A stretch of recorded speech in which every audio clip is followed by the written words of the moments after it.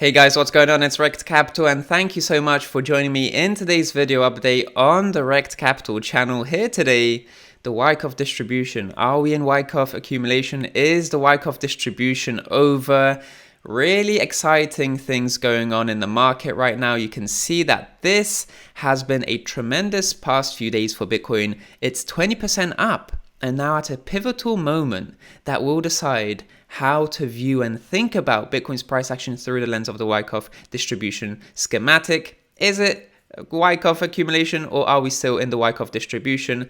Let's dive right into the video. Feel free to subscribe for more videos like this in the future. This is still the Wyckoff Distribution range, and this has been a range that we've seen form since around February, mid-February to around mid-May. So that's a period of 3 months. And talking about accumulation, Wyckoff Accumulation, if this is to be considered as Wyckoff Accumulation, well, that's from mid-May to not even mid-June, but let's say it's a month. So we're focusing on a monthly Wyckoff Accumulation and trying to compare it to a quarterly Wyckoff Distribution. There's a bit of dissonance there, right? You can't compare apples with oranges because these apples over here are 3 times smaller than these oranges. In any case, this is a period of 3 months versus a period of 1 month. You can't really compare these two because these are different time frames. But in any case, if we still look at this through the Wyckoff Distribution range, and I've been looking at Bitcoin's price action through this schematic for a while now, and basically speaking, I've already covered my reasoning for this in previous videos, but the recent development that we're seeing in Bitcoin's price action is that we are currently in this wedging structure, and a breakout from here would probably bring Bitcoin's price action towards this area. And remember, this is not yet a confirmed Wyckoff Distribution range. Because if you look at the schematic, this LPSY, this last point of supply and sign of weakness phase, is supposed to form lower highs and lower lows at the bottom of this distribution range right over here. And this phase is supposed to confirm or unconfirm. This is the test phase. This is the phase where Bitcoin confirms that breakdown from the range to enter phase E for extensive markdown. And the thing about this is that we saw this LPSY and SOW phase, lower lows and lower highs, form a little bit lower than the bottom of the range. This should be a bit higher right over here. And in any case, we're going to, because we've overextended towards the downside, we're probably going to likely overextend towards the downside just to make up for that deviation. It pretty much is a similar amount. So the fact that we've overextended towards the downside, we're going to get a mean reversion and just see things level out in the sense just to make it so that we're pretty much going to break out towards the bottom of the range for this phase essentially. And this is where we're going to potentially confirm a range. This confirmed, we're probably going to get a confirmed distribution range here or not. Apologies. We're probably going to see this test, this really important test to happen. And history suggests that Bitcoin will break back into this range just to invalidate this Wyckoff Distribution range. This has been my view all along for the past several weeks that, you know, we have this teasing of a Wyckoff Distribution range. It breaks down but doesn't confirm, and in the end it probably won't confirm, just for Bitcoin to do as it has been doing over the past years. Whenever it has a distribution range like this, it does break down, but then it returns to that really crucial point of last point of supply, and it just breaks back above it into the range to invalidate this range. This has been the case over the past few years for Bitcoin's price action, and if history repeats itself, that's probably what's going to happen as well. And I'm thinking about this scenario. It's still very much in my mind. So a breakout from here would probably see Bitcoin revisit these highs over here, the bottom of the distribution range, because ultimately, if we're supposed to enter phase E, then either we break down from this wedging structure, or we just break out towards this area and reject there harshly to just promote that markdown. Those are the two scenarios that I'm watching for this actual quarterly 3-month distribution range to become validated and confirmed. But until we see a breakdown from here, until we see a harsh rejection from here, then there's no reason to assume that Bitcoin won't just break out back into the range to invalidate this entire range. And I'm going to talk to you about a few key things through the lens of normal technical analysis, what I'm watching for Bitcoin to just promote further and propel itself into further upside. So we have this Wyckoff distribution, this Wyckoff wedging structure, right over here. This is the same wedging structure. You're seeing that Bitcoin's price action is now pressing against this diagonal resistance of the wedging structure, which is actually also confluent with this resistance area that has been rejecting price over here and here as well. But I'm going to get to this support test right over here, because if we think about this support test, the last time we saw this 38k region turn into support was on February 7th. This orange circle, fantastic support test, because here you get a rejection, here you get a failed support test, and we see further downside on each occasion.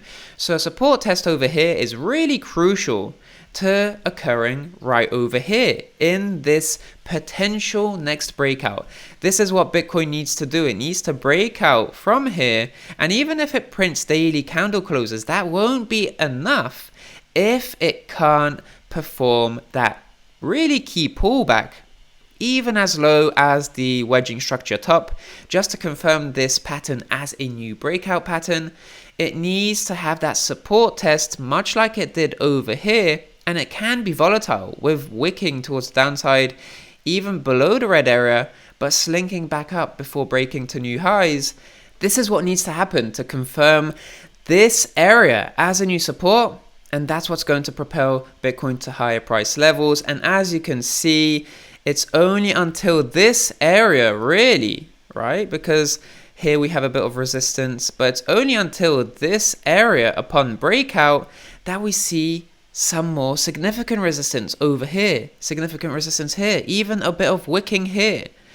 And just notice how that's the 45k region, and just notice how we're seeing confluence here, 43 to 45k region. Of course, this is the AR part of the range, so effectively this is the bottom of the range. This is where we see wicking, downside wicking, volatility below the range.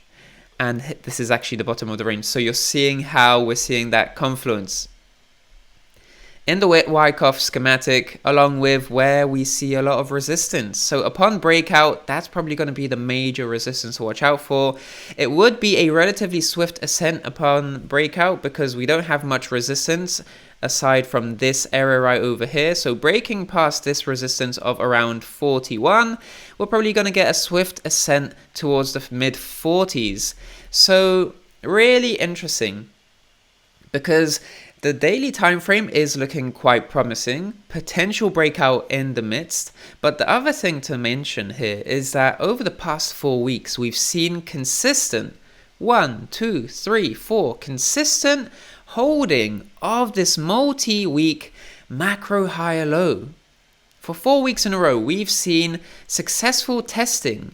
And even though we've deviated beyond this level, below this level briefly, below this higher low, you can see that this was a longer wick than this wick. So essentially people were able to buy Bitcoin at lower levels in the 29k region.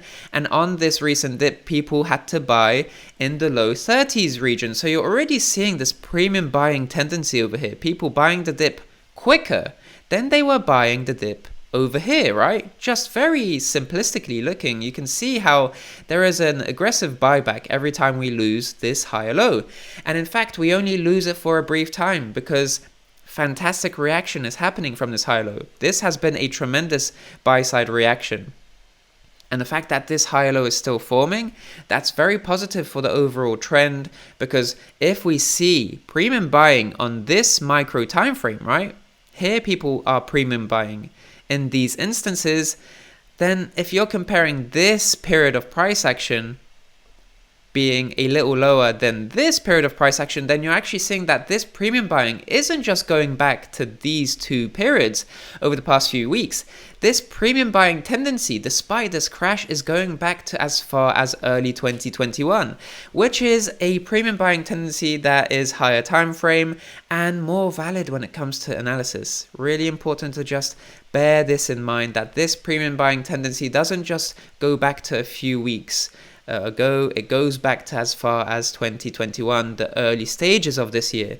So really great to see this high-low hold. And the most important thing to bear in mind overall is that we are still just in a range, and it's really easy to get excited about this recent price action, but just notice and understand that yes, there is a macro higher low, but we're still just macro consolidating. We're just moving sideways like we were moving sideways in the earlier phase of this year, and we're moving sideways right now.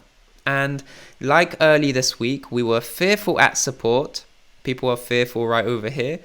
And now we're bullish and really excited at this resistance. So just bear this in mind. You know what we need to watch out for going forward. This is what we need to see. 38k turn into a new resistance. And in fact, it's quite positive as well that we've been rejecting from this 38k region for a few weeks now. Even this week we rejected from here, but we're back at this region after tremendous buy-side support. So are the sellers in this potential seller block, are they weakening? Are they weakening because we're seeing buyback every time? The rejections are happening, but the buyback is just bringing price back up to these levels. Bitcoin isn't giving up at this region. So we need to watch out for a candle close above these highs. So essentially speaking, if we can get a candle close like this inside the red area right over here this week, and then turn this area into a new support, then we're probably going to see those 45, 44k regions for Bitcoin. Because on the weekly time frame, you can see that this is the candle-bodied resistance, and having a candle body above this resistance and turning it into a resistance, this resistance into a new support, we're going to break out to new levels. There's not much holding price back before having that revisit of the mid-40s. Really interesting how Bitcoin is shaping itself and setting itself up.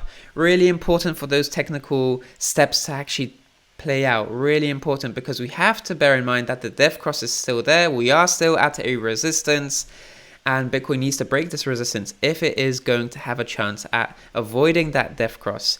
And if we do break back in to the range, so we can couple this with the pi cycle top indicator that I made a video about a few days ago, because the pi cycle top resistance, the MA 111 MA, this is probably going to be a resistance, and it is curling down. It's currently in the lower 50Ks, and if we just cycle back to the Wyckoff distribution range, if we do manage to revisit the mid 40Ks, if we're able to break back above it, then we're probably going to rally towards the next resistance area, which is around the 50k region. And by the time we are able to do that, perhaps this moving average will tilt towards the downside a bit more to align with the 50k region, and we will see a revisit of this pi cycle top moving average. Really interesting to see how we're gelling all these different perspectives together to understand and just build a broader picture of understanding about Bitcoin's price action and its scenarios as to how it could behave going forward and what levels to watch out for.